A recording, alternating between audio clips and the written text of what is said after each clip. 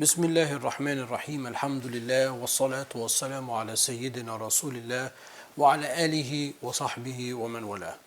Welcome back, everyone, to another reading and discussion class in modern Islamic financial transactions. So today we're going to actually talk more about bonds bonds and certificates like CDs, money market accounts, those type of things in which there's a promise. It looks like the stocks that we talked about in the previous lecture, but it's different because when you buy a bond certificate, you don't buy ownership into the company or the government or something like that.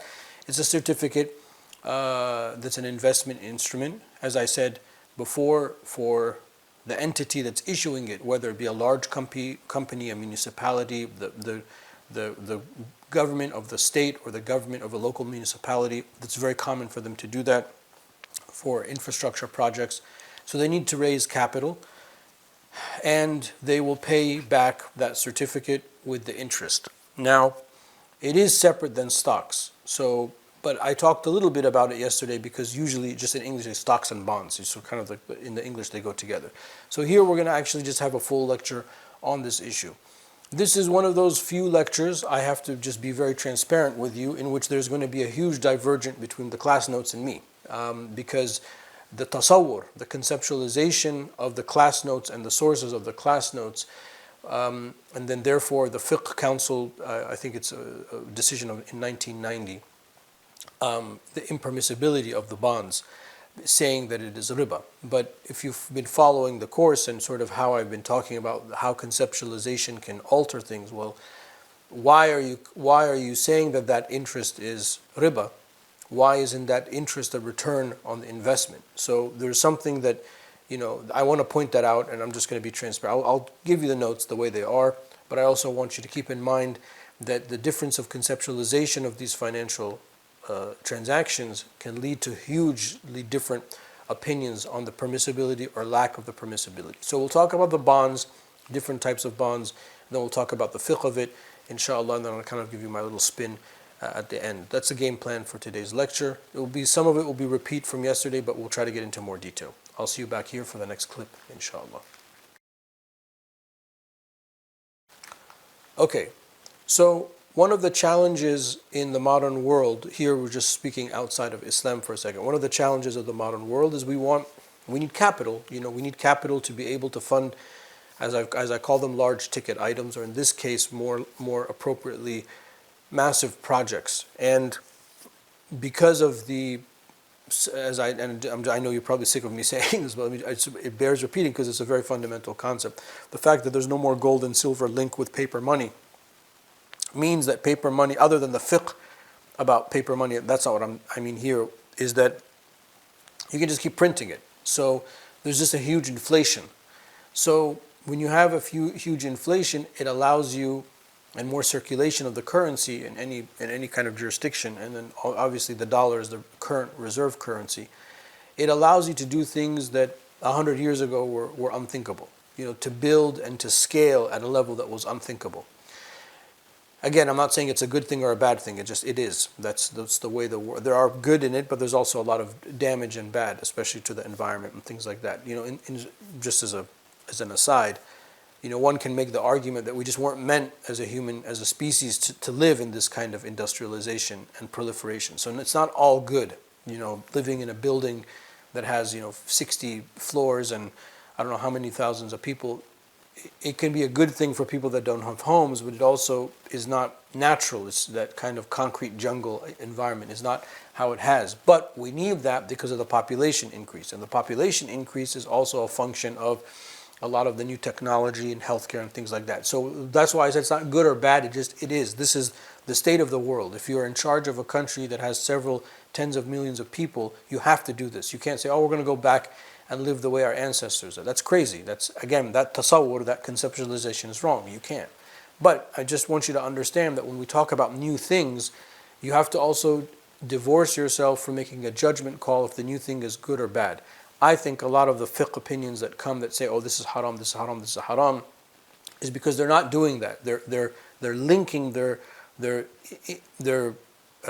ethical judgment on the instrument that they're trying, the financial instrument, they're linking that with opining on the instrument itself. No, that's not how fiqh works. Fiqh works by compartmentalizing, looking at in this case, looking at the transaction first, and then saying, is this a good thing for society or not a good thing? But you can't link the two together. Anyway, so we have the need now to fund large scale things, whether it's a large company or a government. And then the bank, I guess, is a third thing where the bank issues these certificates as well, because the bank is going to be the middleman that's investing in those things. So I didn't mention it in the outright. I talked about companies and governments because they're the ones that they need the money. But they're not going to, sometimes they go to you directly, like the government will if it's issuing a bond or something like that. But usually there's a middleman, and the middleman is the financial institution. So you're actually going to do this transaction at the bank. You can, in some instances, go online and buy, like in the United States, a U.S. Treasury bond and things like that. You can do that on your own, but short of something that's that kind of straightforward, usually you're going to buy that instrument and fund that instrument through the bank. Okay, so there are key differences between that and what we said, because it sounds like it's a stock, right? It sounds very similar, but there are key differences. The most important difference is that you don't own anything. You own the certificate, and you can redeem the certificate when the time expires, but you don't own part of the government in that case, or part of this infrastructure project. Or I think I used the example of Toyota, because I think Toyota is known for bonds issue. You don't own part of Toyota if you buy a Toyota bond, or if you buy a municipal bond. You don't own them. You are investing. See that key word, investing? And then this is a return on the investment. Later in the lecture, when we talk about the modern fiqh position that says that this is haram, they are going to argue that this is a loan, and in which case there's an unequal amount returned on the loan. It's a qard. And that's why I said in I can't remember which number lecture it is right now, but the translation of these words is hugely important. It's not a qard. It's not. It's a loan. It's tamwil. Yani the bank or the government is not borrowing money from you and then paying you back like a personal loan. You're funding a project, and then that project has to bring money, or else there's no way that the government can pay. Where are they going to get the extra money from? It baffles me. Where are you going to get the extra money? And when I say extra money, I'm talking it could be billions of dollars. The extra could be billions of dollars. If we're trying to raise $1 billion for X, Y, and Z, if we're like a municipal fund and we're trying to build some kind of infrastructure project, let's say we're building like a highway, an extension of a highway. That stuff is very expensive because you got to build it up to code. The roads have to carry the weight of the cars, and you have to estimate how many cars. If there's a bridge, it's even more. You have to pave the land, maybe cut down some trees and this and that to expand the highway. Let's just use this as an example. Well, I, as the municipal government, I'm not just doing that. I'm going to sell the commercial real estate that's along the highway, because there'll be gas stations, and that is going to bring back revenue. Or else if I raise money, because I'm the municipal government, I know I'm getting ahead of myself, but the idea came to me now, so let me go with it. If I'm raising money as the municipal government for this highway extension project, if I don't have a way that project will generate revenue, I won't be able to pay back the money in the first place. How on earth can I pay back that money? Forget about the interest. If I'm raising $1 billion, how can I pay back $1 billion? I'm going to take $1 billion and I'm going to issue all of these contracts to these companies to build. Khalas, now I'm at zero. Where is the money going to come back for me to pay the people? So if I'm paying back the people and interest, that means that this project has to have generation of profit. And that's the problem I have with the tasawwur of the people that say that it's haram. Well, you obviously haven't thought that through, because forget about the extra interest. Forget about your emotional attachment that bank interest is riba, because according to Imam Shafi'i, there's no riba in the paper money, as we said. La riba fil filusi wa la raja rawaja naqdain. We talked about that from the first lecture. Think about it just for a moment. Where is this money going to come back for? So there has to be money that's coming in. فَإِذَنْ it's not a qard, it's not a loan. This is tamwil. You are funding it, and this is a return on, just like the stock. Now you buy the stock hoping that you've invested in the company. That's the same thing. Muhim, we'll get back to that in a second. So one main difference between stocks and bonds is with the bond you don't own the entity. You don't have any voting rights. You have consumer protection, of course, but you have no voting rights. you're not considered a shareholder. So you can't, show up at the municipal government building and be, hey, I have an opinion. Your opinion is zero. It means nothing, right? They just want your money, and they'll take care of maybe you can vote them out in the next election cycle if there are elections in your region. But other than that, your vote doesn't count. You don't have that. So you can't, as a matter of fact, not just that, you can't show up at their meetings too. So in a shareholder, if you own stocks in a company, there are certain types of meetings, shareholder calls, they call them. Sometimes there's they do them online, or you actually go to the shareholders meeting, or there's an annual meeting of the shareholders, like Berkshire Hathaway and Warren Buffett's very famous for his shareholders letter. Jeff Bezos, I think, also has one of those type of letters that business and entrepreneurial people like to read. But with the bond, you don't have any of that. Yani they'll probably have to publish some kind of public accounting of what's happening and who they've awarded the contract to. Usually, if you go to the highway example, in my experience in the United States, if there's a highway development project, usually there'll be these signs, and these signs will actually say on them who the company who has been awarded the engineering component, the construction component, the water retention component, the environmental component, whatever the case may be. And then in the liquidation event of a company, if you own a company bond, then they have to pay you back that bond. And then if you're a shareholder, you see how much your share is worth. That's also another difference. So the bond is a promise to pay you back. It's a certificate. And again, obviously all of this, these are not in the notes, but this is from me. There has to be securities guaranteed. So when you buy, why do a lot of people buy United States Treasury bonds? Well, it's the United States government. The likelihood of the United States government defaulting on its promise currently where we are in history is almost impossible. It doesn't mean that it can't happen in the future, but it's much more secure than any other government bond that could be issued. And there are, rating like Moody's and others. There are rating companies that rate the, like the AAA, AA, or A, B, whatever. They kind of rate the country. They're rating for like a credit score for a country to show you how secure or insecure it might be. So the reason you give a bond or you buy a bond is because you have a huge, like Toyota, I'm pretty confident they're going to pay back the bond. But if it's a startup company, I don't know, if you're trying to build a flying car, I don't think I'm going to ever see that money again. We'll pick up the discussion in the next clip, inshallah.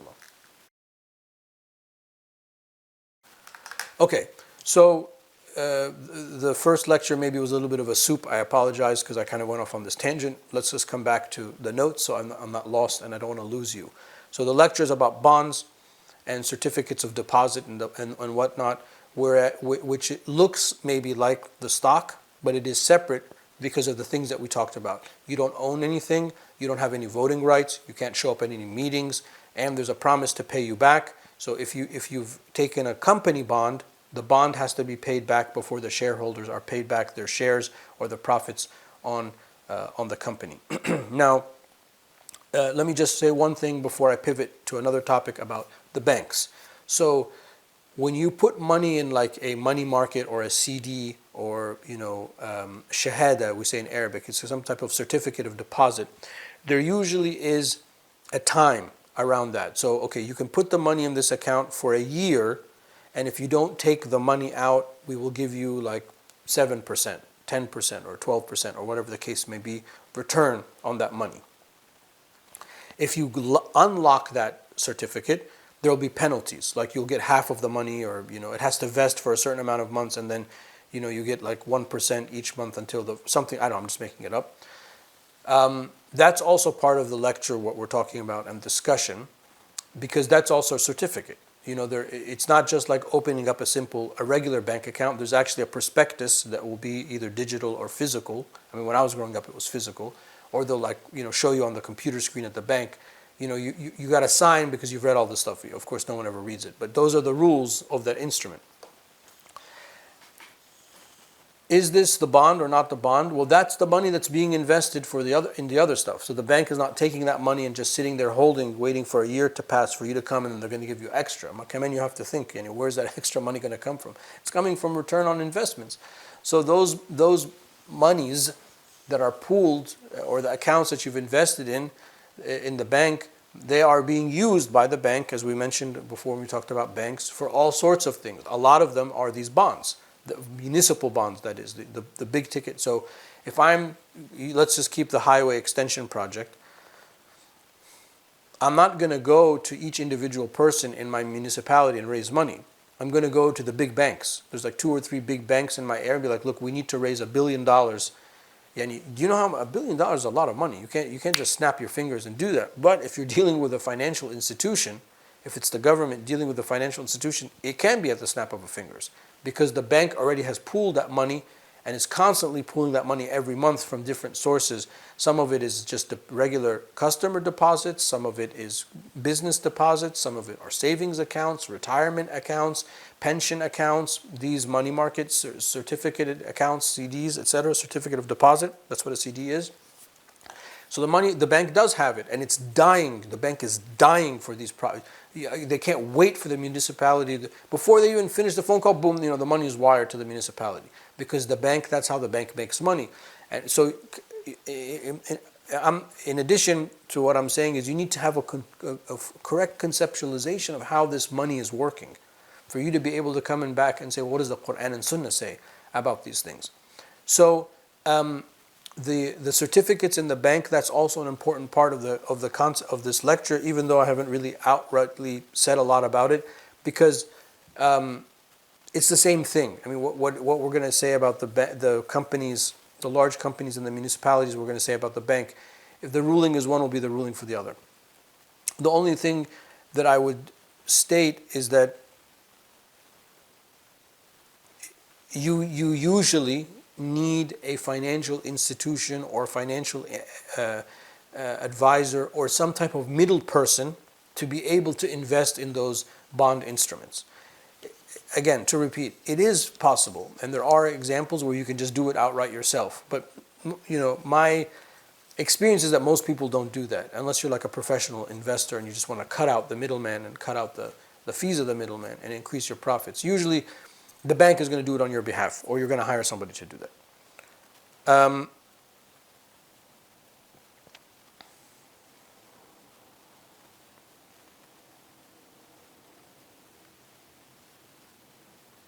Okay, so when you invest, when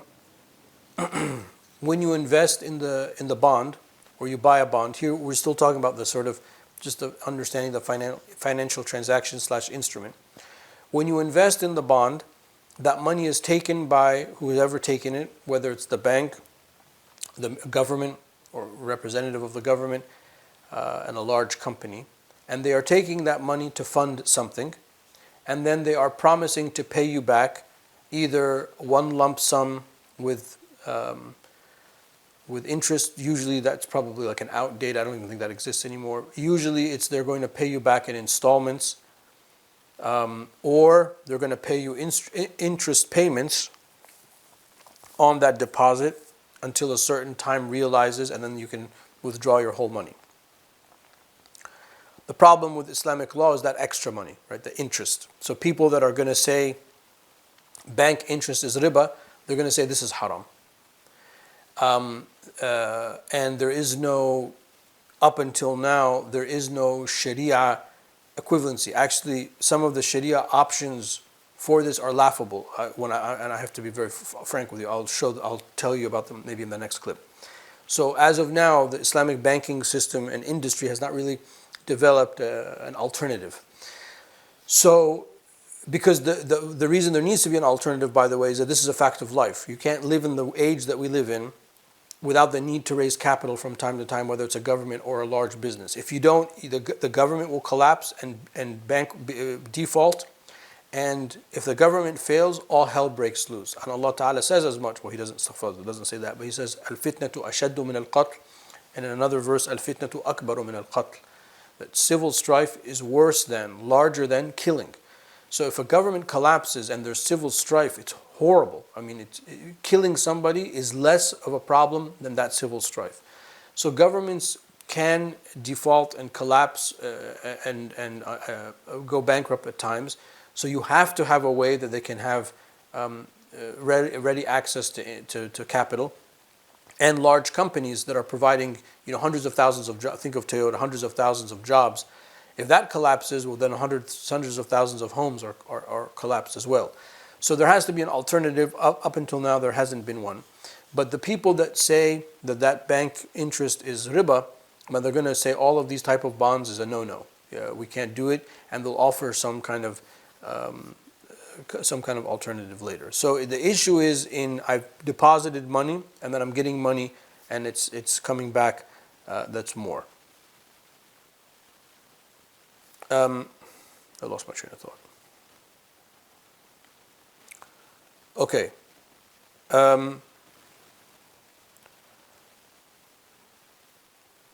Okay. Well, maybe I can just start talking about the fiqh position of it. There are a few positions on this. The first position allows it. So there are people that say that this is permissible.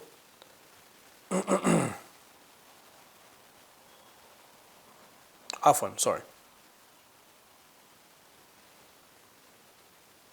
The first opinion says that this is a type of riba and nasi'a. There's an extra unequal amounts of the amount being deposited because they'll interpret that as a loan. Now this is where the fiqh now comes in, is our conceptualization of the issue. So if you conceptualize what we just talked about, the bond, if you interpret that, if your concept of that is that that's a loan, a qard, the minute you say the word qard, your mind is going to go to the section of buyu'a and mu'amalat, business transactions that deals with loan. And the Prophet ﷺ forbade, bay'ul kali' bil kali' to sell debt for debt, forbade that we loan money and then get it in unequal amounts. All of the things that we know, it's the standard Sharia, classical Sharia discussion of money. So even in the notes that I have, they call it a qard, and then there's this nasi'a. So people that riba and nasi'a. And of course, riba is one of the major sins. May Allah Ta'ala protect us. So, فَأَذَنُوا بِحَرْبٍ مِّنَ اللَّهِ وَرَسُولِهِ. Allah says so. Allah and His Prophet ﷺ declare war on the person that engages in usury. So, who wants to do that? So obviously, if your concept is that this is a loan, khalas, then you're going to say this is haram. That's the first fiqh position that we have. Okay, well, I'm running out of time, so I'm not going to be able to start the next one, but I want to pick up this discussion in some detail in the next clip, inshallah. Okay, so now looking at the modern fiqh analysis of the bond, certificate of deposit type of thing, transactions. The first opinion, a group of scholars see this as a loan, and then therefore having the extra interest that is a set interest come back on that to be a type of riba nasi'a, and therefore it's haram.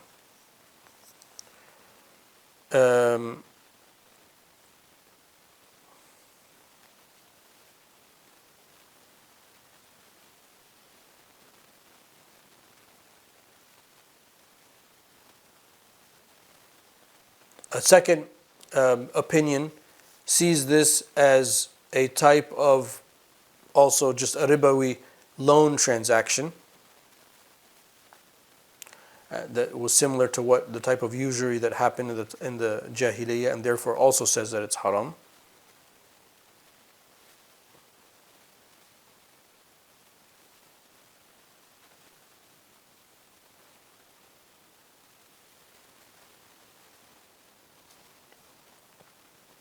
And then some of them said that this is permissible.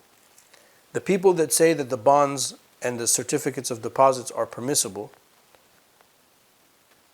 say that this is a certificate that represents a type of mudaraba. In the notes, they critique this position and say it's not mudaraba. But actually, that's exactly what it is. Because if you saw for the last two clips of 20 minutes, I was explaining to you what's actually happening. Without any bias. I don't have any bonds.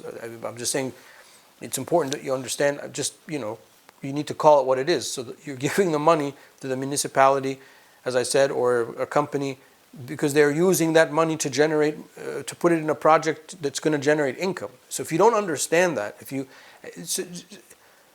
saying that it's a loan means that you do not understand what is happening in the transaction. Yes, you are lending the entity, a company, money, but that's a verb. That's not actually the transaction. The transaction is you are financing. You are helping to finance this project. So when you hold these municipal bonds or a bond of a company, you are financing. You are helping them do this big project that in its core is to generate profit. Now, how do we know that? Because the checks and balances, financial checks and balances of a state will not allow the government and or a company or a bank to have a bond raise unless they have submitted their prospectus. That's the most important thing. If you really want to know the fiqh of this and you're a mufti, you got to get all of these prospecti, or whatever the plural is, prospectus is, and read them. Because that's the devil's in the details. That's where the details are. But this idea of I'm lending money, there's a nafa and I'm getting more back and this is haram, that's not the transaction aslan to start out with. Forget about what Imam Shafi'i is saying about paper money not having it. Forget about that. What's happening in this transaction? Well, the transaction is, think about it. If Toyota wants to raise $1 billion, or the government wants to raise $1 billion, the governing, central bank or bank governor or the Ministry of Finance or whatever, they're not going to allow them to do that because that's a huge amount of money that's going to be coming into the company. So are they going to tax that? Well, it's not a tax because they're using it. So for them to be able to be allowed to do that without the government coming and shutting them down, now they have to submit something, a plan. That plan is the prospectus. That plan is, so I'm doing this because inshallah, maybe they don't say inshallah, but we say inshallah, in a year or 2 or 3, the billion is going to be $1.5 billion. So we're going to keep half of the half and redistribute half of the other half. So everyone wins. We get we widen the highway, commercial real estate, we employed people, they got to put these plans. Anyway, so the opinion that allows it understands that and says that this is mudaraba. The other thing that they say about this, the opinion that allows it, it says, well, this is good for everyone because everyone benefits because these are large ticket projects.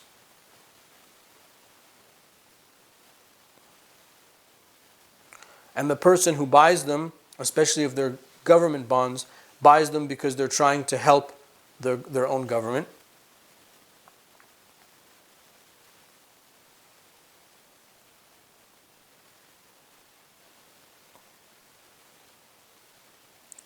And then the return on the investment is like a gift that in the case of a government bond, it's like a gift that the government gives to the people. I mean, that I admit that that's a little bit weak, but anyway, that's part of the thinking of the group of scholars that says that it's permissible.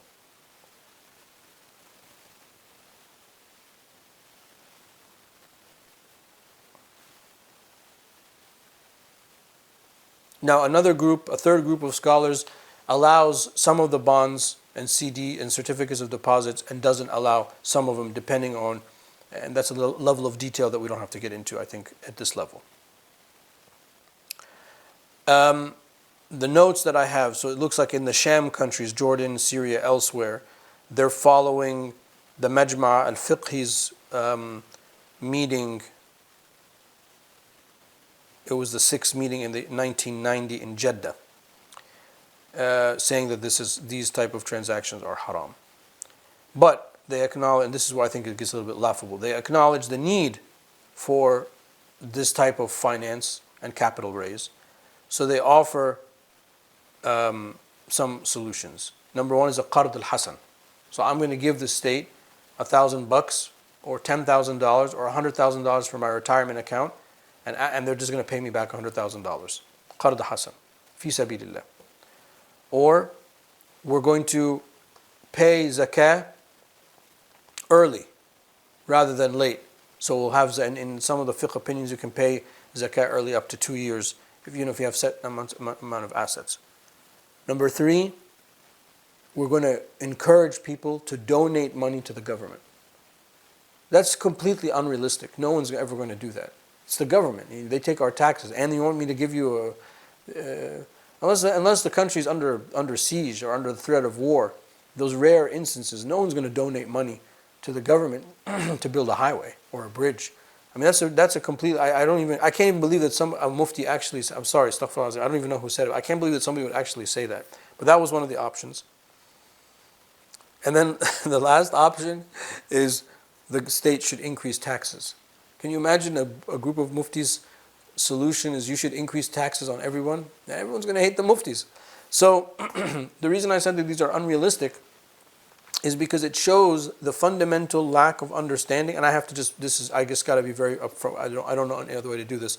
It shows a fundamental lack of understanding of what's actually happening in the market and the need for the market. We have to be able to fund these projects. It's not the opinion of muftis that said this is a common good. It is a common good because it's not just some rich company trying to be richer. That's not. It's usually the bond is from the municipals because the income to the state or to municipal through its taxes and different types of revenue is always going to be capped. So, and that money has to be redistributed for welfare and different types of things. So if we need to build the hospital collapse or we need a new school or something like that, there's no other way to do it. We have to raise money for it. And again, for them to do that, they're not going to do it unless there's some type of way to regenerate income, even if they're building something like a school or a hospital. But there's going to be something. Maybe there's contracts for food and beverage and cleaning, and they're going to get a cut of that through taxes. There has to be something that's going to bring money back to the state. If you're not making money, then you're going to lose money. Whether you're a family, whether you're a business, whether you're a state. I mean, it's just the facts. Allah Ta'ala, this is one of Allah's sunnahs in the way He created the human condition. So if you're not going to grow, then you're going to fall.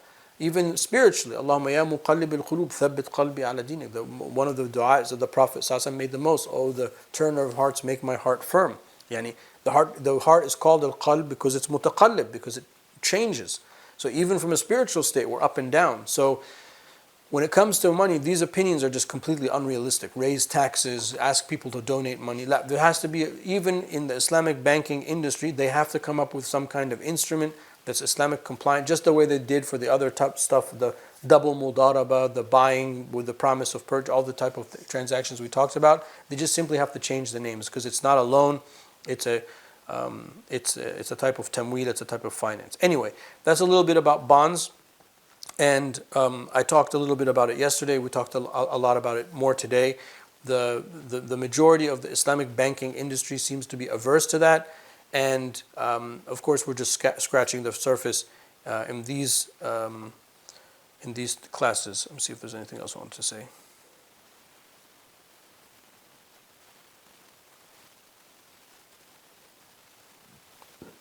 In the last notes, they say that some of the modern muftis have come up with a type of bond that's based on mudaraba, but I don't have a lot written about that. So hopefully, that's something that can proliferate.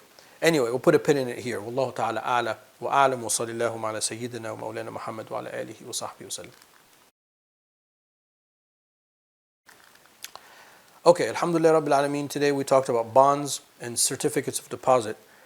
Bonds, usually municipal bonds or government bonds. The government's trying to raise money for some large project, or there's a larger company that's trying to raise money to finance, some kind of R&D or like new project.